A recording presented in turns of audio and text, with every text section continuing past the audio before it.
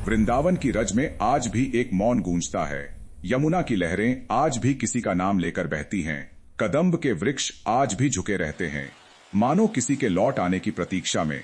यह वही भूमि है जहां प्रेम ने देह नहीं, आत्मा को चुना था। यह कहानी है राधा और कृष्ण के अंतिम क्षणों की, जो अंत नहीं बल्कि अनंत की शुरुआत थी। जब श्री कृष्ण मथुरा और द्वारका के राजा बन चुके थे, तब भी उनका मन वृंदावन में ही अटका रहता था।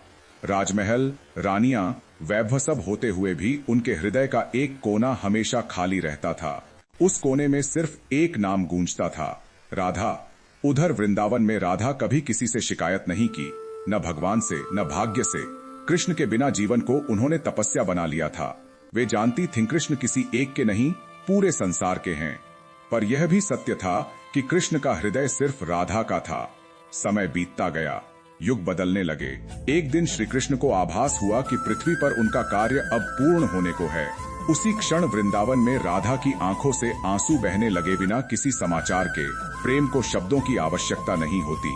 कहा जाता है कि श्री कृष्ण ने अंतिम बार वृंदावन की ओर देखा।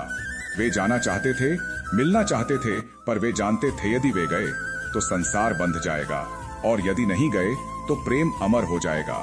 कृष्ण ने राधा को बुलाया नहीं और राधा ने कृष्ण को रोका नहीं। यही उनका अंतिम त्याग था। राधा का अंतिम क्षण एक सांझ, जब आकाश लाल हो गया था और यमुना शांत बह रही थी। राधा कदम्ब वृक्ष के नीचे बैठी थी। हाथ में कृष्ण की दी हुई बांसुरी थी, जो अब कभी नहीं बजी। उनकी आंखें बंद थीं, होंठों पर हल्की मुस्कान। लोग कहते हैं उस दिन राधा ने अंतिम सांस ली, पर भक्त कहते हैं राधा ने देह छोड़ी, प्रेम नहीं। जैसे ही राधा ने आंखें बंद की, वृंदावन की हवा रुक गई। मोर नाचे नहीं, गौएं चली नहीं, और यमुना की धारा मानो ठहर गई।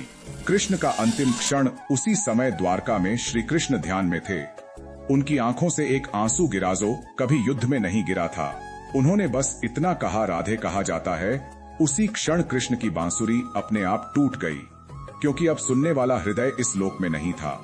कुछ समय बाद जब श्री कृष्ण ने इस पृथ्वी को छोड़ा, तो न कोई शोर हुआ, न कोई विलाप। बस एक शांति छा गई, जैसे प्रेम अपना घर लौट गया हो। अंत नहीं, अनंत। राधा और कृष्ण कभी साथ नहीं दिखे, ताकि संसार समझ सके कि सच्चा प्रेम मिलन का मोहताज नहीं होता।